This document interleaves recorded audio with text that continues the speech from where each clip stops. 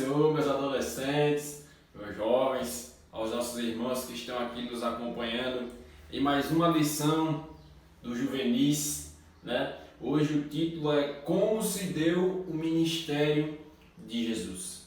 Antes de começarmos a analisar um pouco, refletirmos um pouco sobre esse tema, né, que o comentarista nos propôs hoje, gostaríamos de pedir a você que se inscreva aí no canal da nossa igreja e da Messias, compartilhe, para que nós venhamos assim alcançar pessoas e edificar vidas, né, através do que estaremos postando aqui nesse meio de comunicação da nossa igreja.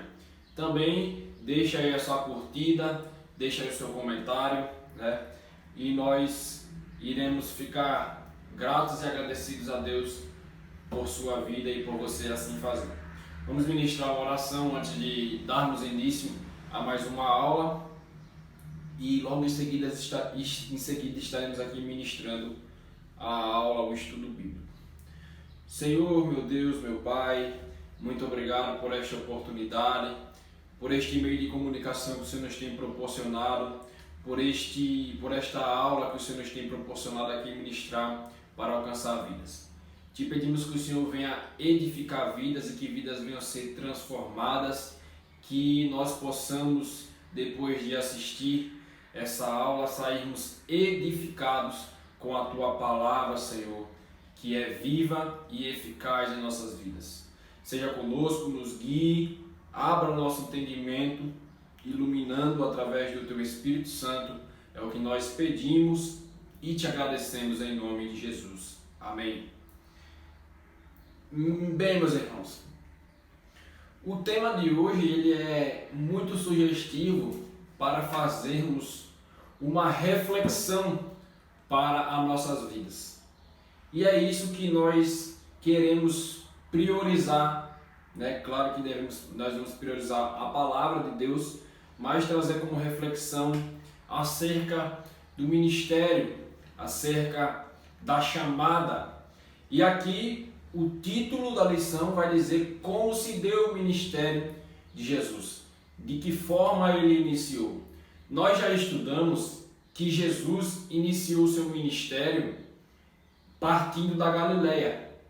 Jesus, ele obtinha conhecimento, apesar de ser o verbo vivo, ele observava, aos seus 12 anos de idade, ele estava dialogando, interrogando e respondendo os doutores da lei no templo.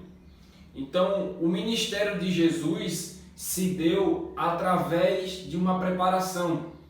E teve um pastor que disse que o nosso sucesso é o encontro do nosso preparo com as oportunidades que surgirão em nossas vidas. Você tem se preparado para aquilo que Deus colocou em suas mãos? Para aquilo que Deus quer fazer em suas mãos? Se você sabe que tem o dom de cantar, se você sabe que o seu ministério é louvar ao Senhor através da sua voz, você tem se preparado, buscado, aprimorado o seu dom, mas principalmente em orar e pedir graça a Deus para que possa continuar com aquilo que Ele proporcionou em suas vidas. Você que prega a palavra do Senhor, que ensina a palavra do Senhor, tem se dedicado? Porque Paulo disse certa feita que se é um ministério de ensinar, que haja dedicação no ensino. Você tem se aprofundado na Bíblia Sagrada? Você tem lido livros que têm ajudado e edificado o seu crescimento espiritual, que tem te ajudado a te preparar, melhor dizendo, para o que vai vir para a sua vida? E com Cristo não foi diferente, porque ele se preparou. Antes de Cristo atingir o seu objetivo, a cruz, para trazer a redenção para a humanidade, ele passou pelo seu Getsemane, como nós já falamos em uma de nossas aulas. Antes de Jesus, então com Jesus nós vamos observar aqui duas coisas. Primeiro, Jesus, antes de ir a Jerusalém, no ápice do seu ministério, ele começou na Galileia, uma cidade desprezada, pouco valorizada, um lugar de pessoas humildes, um lugar de pessoas que eram desprezadas pela sociedade. E depois ele foi a Jerusalém, onde foi o ápice do seu ministério. Cristo também, ele antes de ir ao Calvário, ele passou pelo seu Getsemane. Então não pense que porque Deus prometeu alguma coisa para você, claro que ele capacita, claro que ele dá graça, mas você também deve fazer a sua parte. A Bíblia vai nos dizer o seguinte, uma passagem: abre bem a tua boca e eu a encherei. Deus não disse que vai abrir a sua boca. Ele disse, você deve abrir a sua boca e eu coloco as palavras para você falar. Mas nós sabemos que isso tudo vem de uma vida devota à leitura, à oração, à meditação na palavra, aos estudos bíblicos, também coisas extras bíblicas que nos ajudam a entender melhor algumas circunstâncias. Então vocês, jovens, adolescentes, anciãos, como vocês estão preparando o terreno, possamos dizer assim, para o que virá? Como você tem deixado a sua terra? A sua terra está molhada, regada pela palavra, com meditação, com oração, ou está seca? Então, o comentarista vai dizer aqui como textuário, deixar como textuário para nós, João, capítulo de número 1, versículo 29, que vai dizer, no dia seguinte, João viu a Jesus que vinha para ele e disse, eis o Cordeiro de Deus que tira o pecado do mundo. Então João apresentando Jesus, o ministério aqui, não como sacerdote aqui, mas como o Cordeiro de Deus. Nós sabemos que no Antigo Testamento os sacerdotes eram responsáveis por levar o povo a Deus, ou seja, por levar as súplicas do povo a Deus. Era um intercessor do povo. Só que Jesus, ele não só como sumo sacerdote perfeito, como nós vimos na aula anterior, ele também é o Cordeiro de Deus. Esse Cordeiro de Deus já estava morto desde antes da fundação do mundo. Então o ministério de Cristo aqui como Cordeiro. E qual é o objetivo do Cordeiro? De expiar o pecado, voltando ao Antigo Testamento, expiar o pecado do povo para encobrir. E aqui Cristo, ele não encobre, ele tira. E é João que está dizendo isso através da palavra do Senhor. Eu quero que você grave uma frase que eu ouvi, que me chamou a atenção e que ficou guardada dentro do meu coração. O pastor Elias Torralbo, em uma de suas ministrações, falando acerca do chamado do ministério de Jeremias, ele disse uma frase impactante, porém real para nossas vidas. É a seguinte: a essência da nossa vida está dominada pelo nosso chamado. Qual é o teu chamado? Qual é o teu chamado que Deus tem colocado em sua vida? Porque o que nos faz viver é o chamado de Deus para nossas vidas e a esperança de uma glória vindoura em reinar ao lado de Cristo. Então, essa frase é muito forte. A essência da nossa vida está dominada pelo nosso chamado. Talvez, claro que muitas vezes nós desvalorizamos Jonas, desprezamos o profeta Jonas, dizendo que ele não quis ir a Nínive, que é um profeta medroso, que é isso, que não sei o que. Nós temos que analisar o contexto, mas fazendo a aplicação com a essência do chamado, ele mesmo querendo fugir, Deus foi lá com ele e o seu chamado era mais forte, ardia dentro do seu coração, ele tinha os seus receios, mas ele cumpriu o seu chamado. Dentre tantos homens da Bíblia Sagrada e pessoas da Bíblia que cumpriram o seu chamado. Então, como era o ministério de Jesus? Para nós entendermos esse tema, como se deu o ministério de Jesus, nós vamos nos fazer 3 perguntas. Como era o ministério de Jesus? Para quem era o ministério de Jesus? E para que era o ministério de Jesus? Em relação à primeira pergunta, como era o ministério de Jesus, nós vemos um ministério na dependência de quê? Primeiro, na dependência do Pai. Nós analisamos na lição anterior que o que ele ia fazer, ele ia lá, dialogava com o Pai, conversava com o Pai. Também no Getsemane ele diz: Pai, se possível, passa de mim esse cálice. Ele dialogava, ele orava. Segundo, era um ministério na dependência do Espírito Santo. Porque em João, no Evangelho de João, quando João o Batista vai batizar Jesus nas águas, em águas, melhor dizendo, ele disse que viu o Espírito Santo descendo sobre Jesus. Então o Espírito estava sobre Jesus. E em Lucas capítulo 4, nós vamos observar isto também. O próprio Cristo fazendo menção da escritura do profeta Isaías, que Isaías deixou aqui no capítulo 4 e versículo 17, a partir do 17.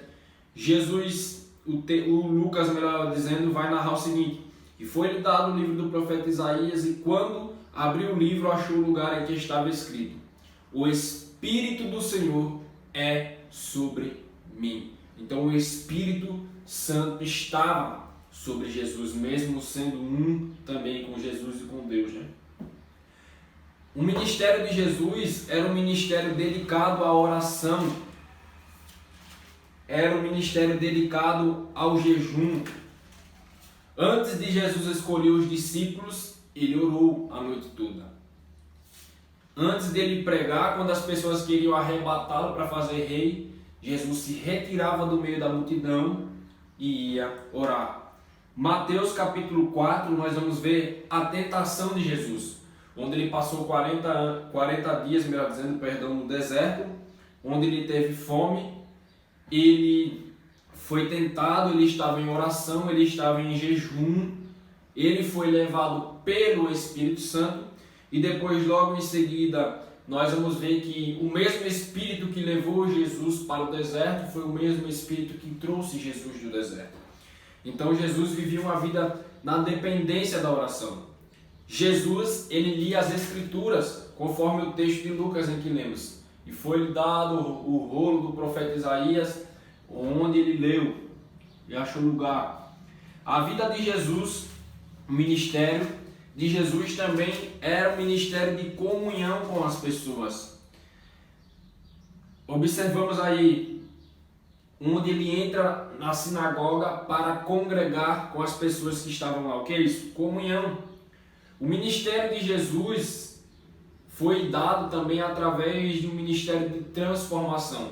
Nós já falamos sobre isso, salvo engano, na primeira lição, em que Jesus ele transforma a água para o vinho. Então ali se dava um ministério de transformação e transformação de vida das pessoas também. Era um ministério também voltado ao ensino, porque a Bíblia vai nos dizer que ele ensinava com autoridade e as pessoas perguntavam de onde vem essa autoridade.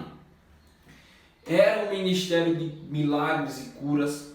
Ele curou paralíticos, ele curou cegos, ele curou aleijados, ele curou mudos, ele curou pessoas enfermas, ele ressuscitou mortos, ele andou sobre as águas. Jesus fez tudo isso. Mas Jesus também nos disse, ele nos deu uma promessa de que esses sinais seguirão aos que crerem. Você realmente tem crido em Jesus para que os sinais que ele disse acompanhem a tua vida, mas você tem se dedicado à vida, a ter a mente de Cristo, como nós vimos também já aqui. O ministério de Jesus também foi um ministério onde ele combatia os hereges, os falsos religiosos, os hipócritas, que queriam apanhá-lo em alguma palavra para prendê-lo, mas Jesus sempre confrontava, ensinava, dizia a verdade e eles ficavam calados, como tem alguns textos que vão nos dizer isso. Foi um ministério onde ele fez uma limpeza. Vocês estão lembrados quando Jesus chega ao templo e ele começa a expulsar os campeadores, a derribar as coisas que estavam lá? Ele disse: vocês estão fazendo da casa de meu pai um covil de salteadores. A casa de meu pai é a casa de oração. Como você tem se comportado na casa de Deus? Nós sabemos que diante deste todo o cenário que nós estamos vivendo, nós estamos, de certa forma, impedidos em certa parte em estarmos no templo, mas nós sabemos que Paulo disse: vocês são templos do Espírito Santo, vocês são moradas de Deus. E você, como um templo de Deus, como é que está o seu templo? O seu templo está limpo? O seu templo está varrido? Está organizado? Você é morada de Deus. Você, sendo humano, porque eu mesmo não gosto, eu chego na minha casa, se tiver alguma sujeira, a gente já fica agoniado quando tem essa sujeira. Você gosta disso, de chegar na sua casa e encontrar sujeira? Então o Espírito Santo também é sensível da mesma forma, porque então lugares, como diz o hino, das teias de aranha do pecado, peça para que o Espírito Santo limpe, arranque e coloque as suas ornamentações e que Deus faça habitar a glória dele em sua vida. E foi um ministério que tinha um objetivo. O objetivo de Cristo era a morte e morte de cruz para a redenção da humanidade. Você já sabe qual é o seu ministério e qual é a sua chamada? Se sim, você sabe qual é o verdadeiro objetivo da sua chamada?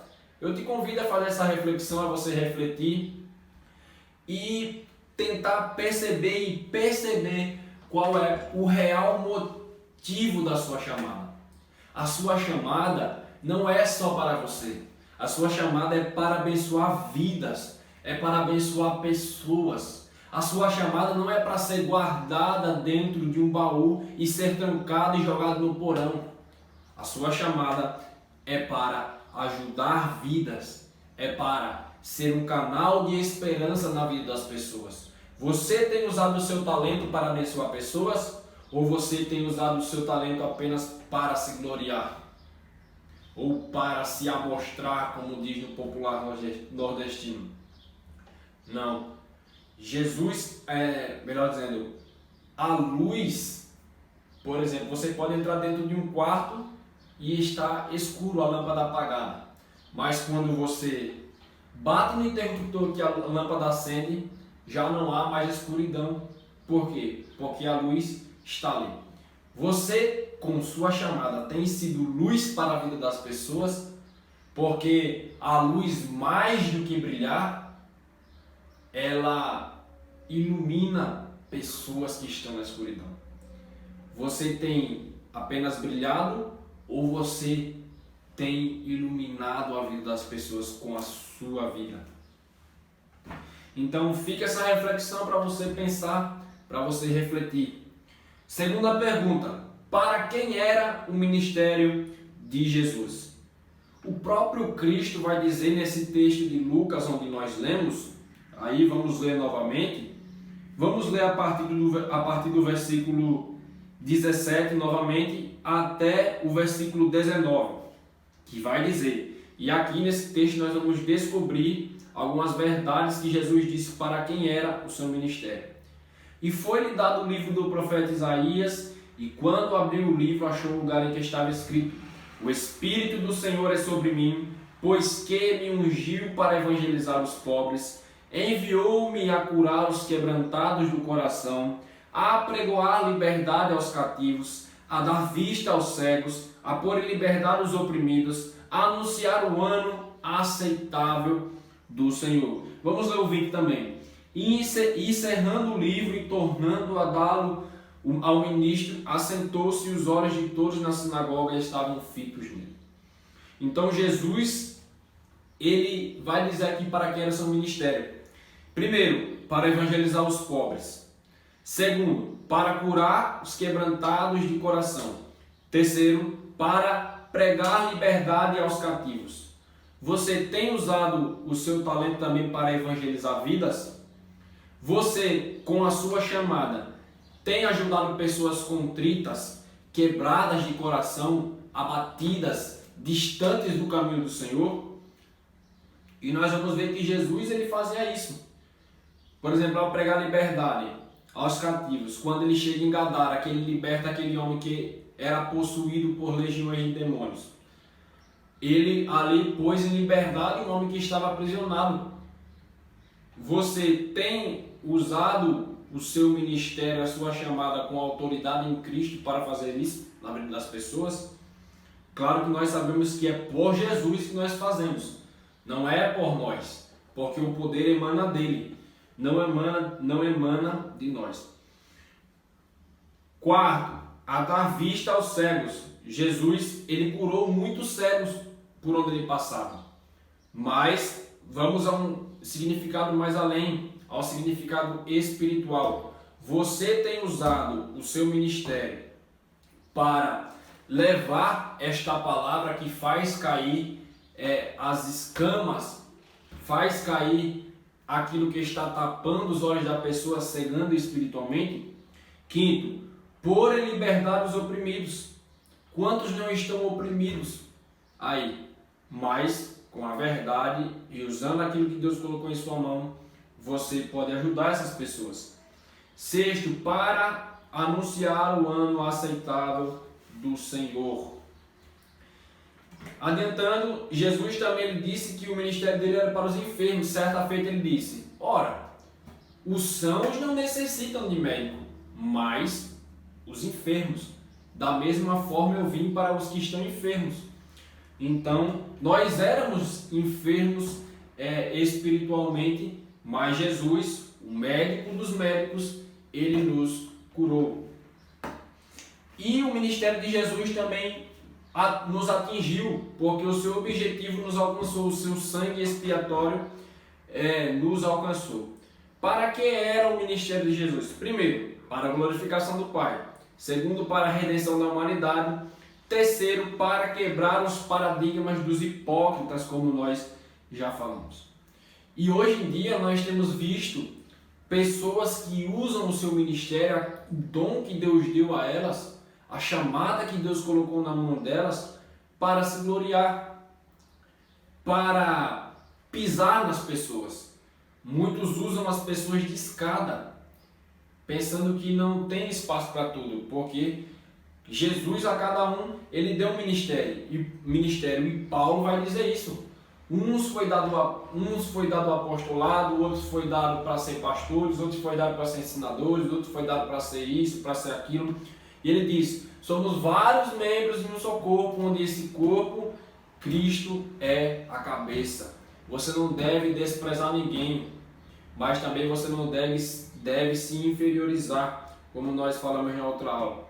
Não despreze as pessoas, porque a pessoa que você te despreza hoje pode ser a que te ajudará amanhã. E para finalizar esse tópico, o nosso ministério deve ser em tríplice sentido, como Paulo nos escreveu em Romanos 11:36, porque dele, para ele e por ele são todas as coisas. Então o nosso ministério deve ser a ele, porque dele, porque ele é a fonte do nosso ministério. Para ele é por quem nós trabalhamos com a nossa chamada. E por ele, porque para ele volta Então ele é a fonte, ele é o processo, ele é o fim de todas as coisas. Jesus. Para finalizarmos, vamos abordar um tópico aqui que enquanto eu estudava me veio à mente e eu intitulei ele assim: negando e largando as coisas para cumprir o nosso chamado. Não é fácil nós negarmos a nossa vontade, deixarmos de fazer aquilo que mais gostamos. Por exemplo, um emprego, uma faculdade, um curso, você largar para viver na dependência de Deus através do ministério. E como nós conversávamos um dia desse, entre amigos, nós refletimos o quão é difícil fazer isso, né? Mas o final, com certeza, é valioso, é grandioso em nossas vidas, porque Deus, Ele nos abençoa quando fazemos as coisas para Ele. Então, primeiro, os discípulos negaram as coisas dele para viver através do ministério. Lá no Evangelho de João, no capítulo 1, nós vemos aí André, Pedro, João e Tiago, que eram pescadores e que quando Jesus passa, os chama e eles largam a rede, largam os barcos, largam os pais e vão seguir a Jesus. Você tem coragem, ou melhor dizer, tem coragem, né, de negar, deixar as suas coisas para cumprir o seu chamado?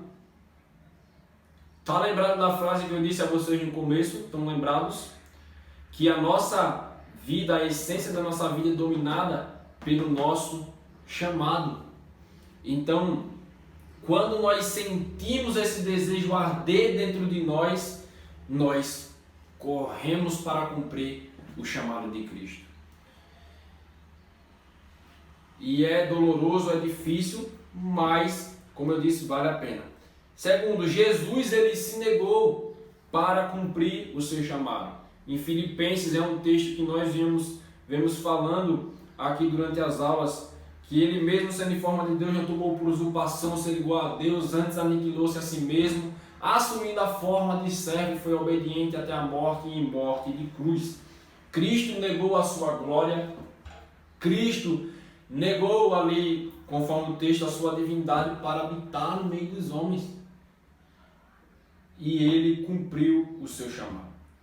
O que Jesus disse acerca disso? Acerca do chamado.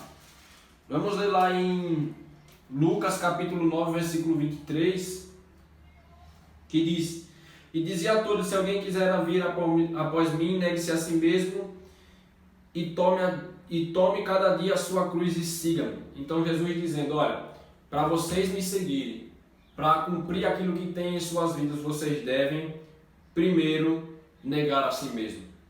Segundo, tomar a sua cruz de cada dia. E terceiro, seguir a Ele. Mas Jesus disse isso e Jesus também cumpriu isso. Negue-se a si mesmo. Filipenses, onde nós lemos, ele negou a si mesmo e se fez homem. E tome a sua cruz. Ele tomou uma cruz não que era dele, mas que era nossa. Então, aqui que Jesus está dizendo isso. E nós vemos também nesse mesmo capítulo aqueles que que seguiam a Jesus, né? E a partir do versículo 57. E aconteceu que indo eles pelo caminho lhe disse um, Senhor, segui-te-ei para onde quer que fores. E disse-lhe Jesus, as raposas têm covis e as aves dos seus ninhos, mas o Filho do Homem não tem onde reclinar a cabeça. E disse a outro, segue-me. Mas ele respondeu, Senhor, deixa que primeiro eu vá enterrar meu pai. Mas Jesus lhe observou, deixa aos mortos o enterrar os seus mortos, porém tu vai e anuncia o reino de Deus. E disse também outro, Senhor, eu te seguirei, mas deixa-me despedir primeiro dos que estão em minha casa. E Jesus lhe disse, ninguém que lança a mão do arado e olha para trás é apto para o reino de Deus. Então Jesus falando aqui acerca das pessoas que seguem também para complementar esse pensamento que nós estamos falando.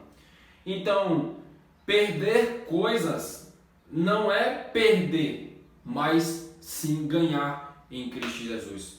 Nós temos em Hebreus capítulo 11, lá a galeria dos heróis da fé, onde eles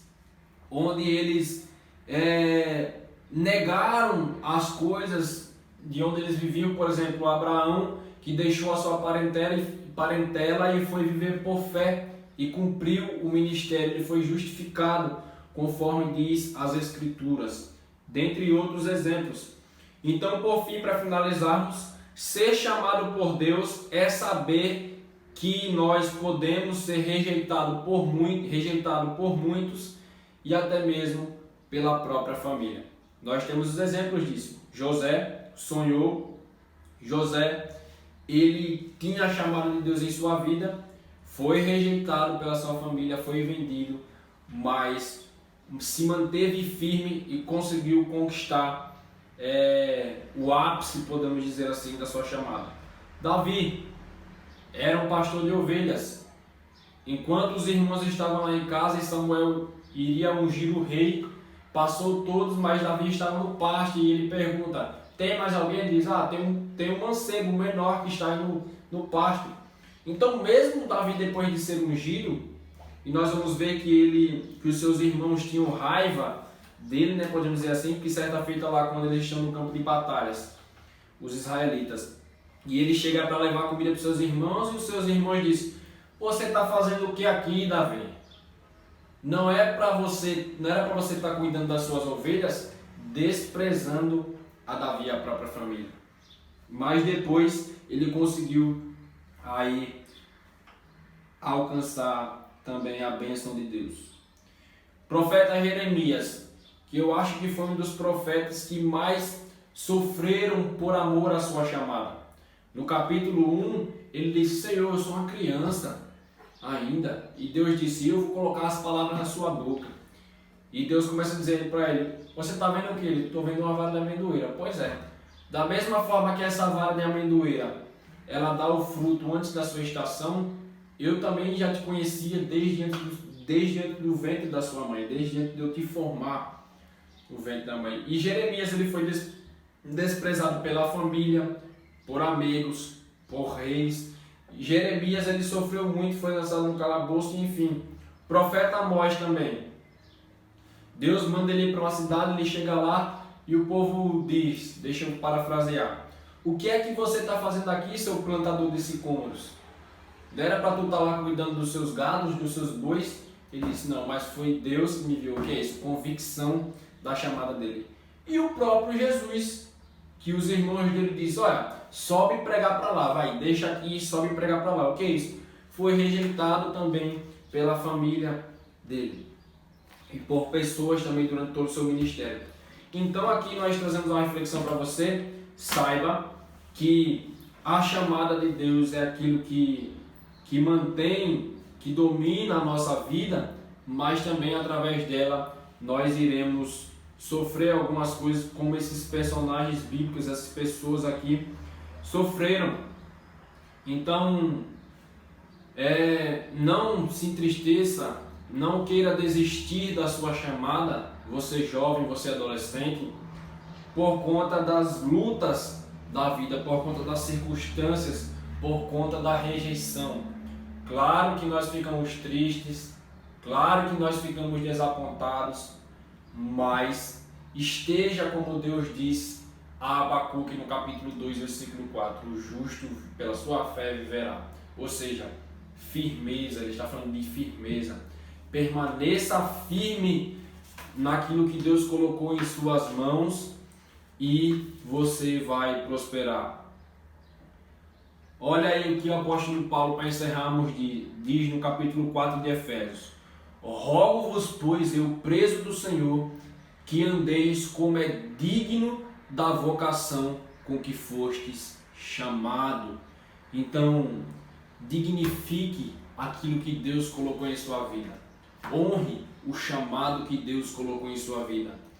Se prepare, ore, leia, busque, peça ajuda, não tenha vergonha, porque Deus ele vai com certeza abençoar e você vai prosperar no seu chamado. Mas não se esqueça de deixar Cristo na centralidade do seu ministério. Vamos fazer uma oração para encerrarmos mais esta aula, né, que Deus nos tem concedido essa oportunidade. Vamos orar. Soberano e eterno Deus, Pai Celestial, nós te agradecemos por esta oportunidade, por este dia, por essa aula, Senhor, que o Senhor nos tem concedido, Pai. Ó Senhor, continua fazendo com que arde em nossos corações a chamada que o Senhor tem colocado em nossas vidas, Pai. E que essa chamada venha dominar nossas vidas e que nós venhamos ser guiados e levados pelo Teu Santo Espírito, Pai. Ó Deus, nos ensina a dignificar a vocação que o Senhor tem colocado em nossas mãos, Pai. A honrar o chamado que o Senhor tem colocado em nossas vidas, Senhor. E que nós venhamos deixar o Senhor dominar a nossa vida, nos guiar e nos levar, Pai. E fazer com que façamos a Tua vontade, ó Pai. Ó Deus, coloque em nossos corações mais humildade, Pai. Não nos deixe esquecer também de onde o Senhor nos tirou quando estivermos no ápice da nossa chamada, Pai. Ó Deus, nos guarda, nos protege, blinda a nossa mente com o Teu sangue, Jesus. E nos abençoa e nos faça prosperar em Tua presença, em nome de Jesus. Então, muito obrigado pela sua participação até aqui. Que Deus em Cristo Jesus nos abençoe e até a próxima, se Deus nos permitir. Fiquem todos na paz.